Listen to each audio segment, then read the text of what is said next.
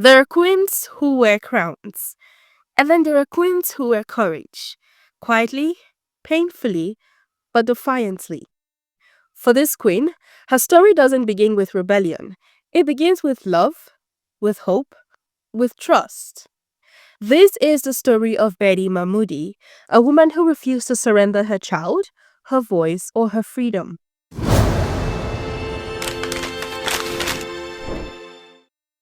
Before we dive fully into her story, please like this video and share. Let's learn together. Support the channel by subscribing. Betty was an ordinary American woman who fell in love with a charismatic man, an Iranian doctor. They married, they built a life, they had a daughter who they named Matop, and for years, everything seemed normal. Her husband was a protective traditional man. He worked, he took care of his family without complaints. He loved them deeply. Also, she thought. She was a devoted mother and wife, a woman who believed love could bridge cultures. In 1984, Moody suggested a short trip to Iran. He convinced her that it was going to be just a 2-week family vacation, a visit to family, a chance for Matop to meet her relatives, and for Bertie to interact with her in-laws. Betty hesitated. Something felt wrong. But she trusted her husband, and that decision would change her life forever, turning this beautiful love story into a survival story. The moment their plane touched down in Tehran, everything changed. The man she married disappeared.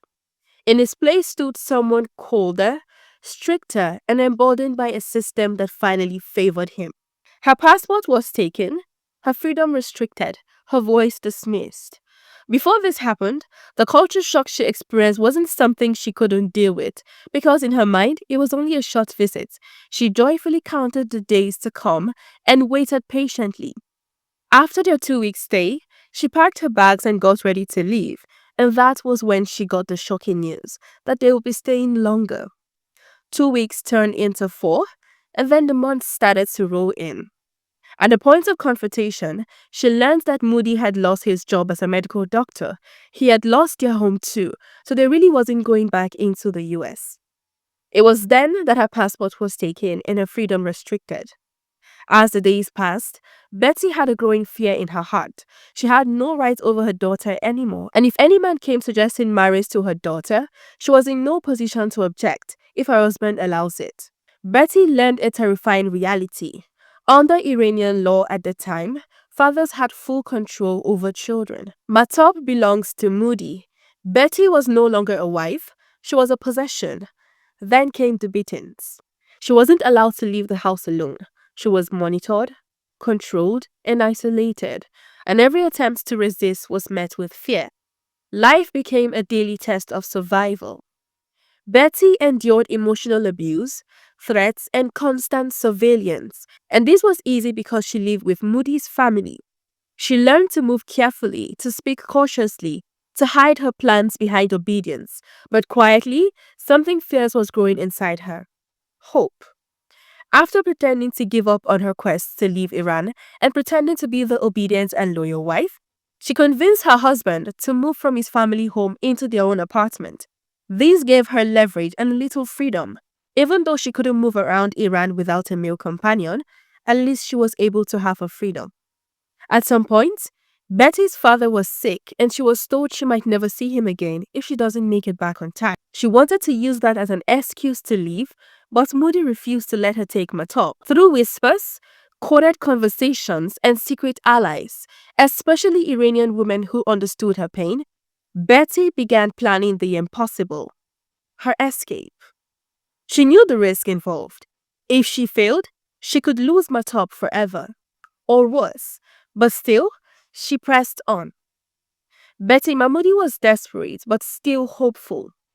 One day, under the excuse of running an errand, she made her way to the American consulate office, a place she believed would mean safety, protection, and bring answers. She was an American citizen. Her daughter was an American citizen. Surely, someone there would help. She sat across from a woman behind a desk, a representative of a country Betty still believed would save her. With trembling hands and controlled voice, Betty explained everything.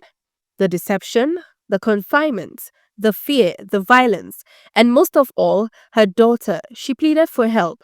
But then came the words that shattered her.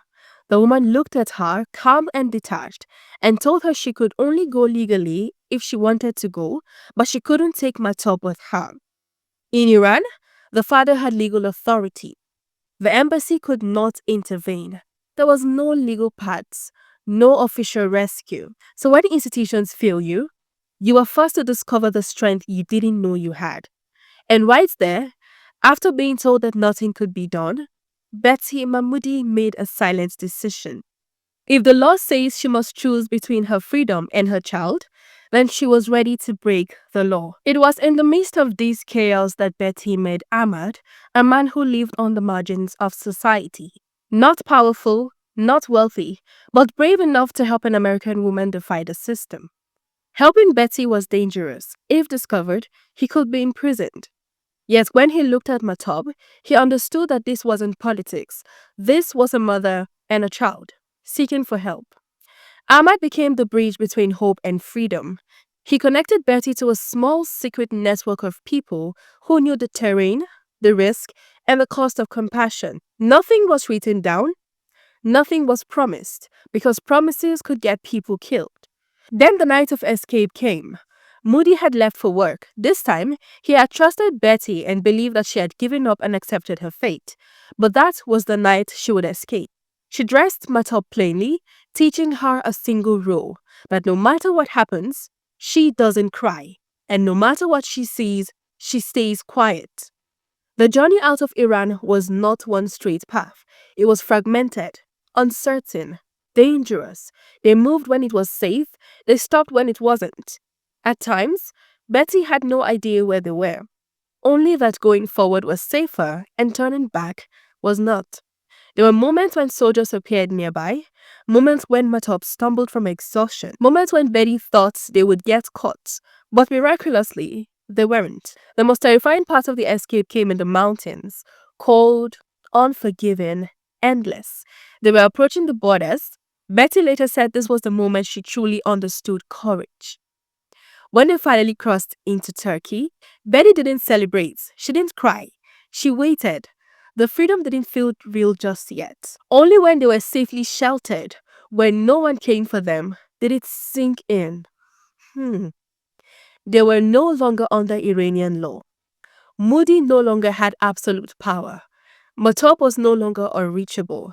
Betty collapsed, not from weakness but from release. She had done the impossible. Betty Mahmoudi didn't disappear into silence. She told her story. Her book, Not Without My Daughter, became a global phenomenon. The movie reached millions. But more importantly, her voice became a warning and a lifeline.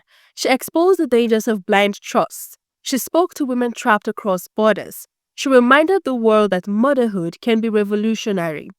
Betty didn't escape because she was fearless. She escaped because she chose courage every single day, despite the fear.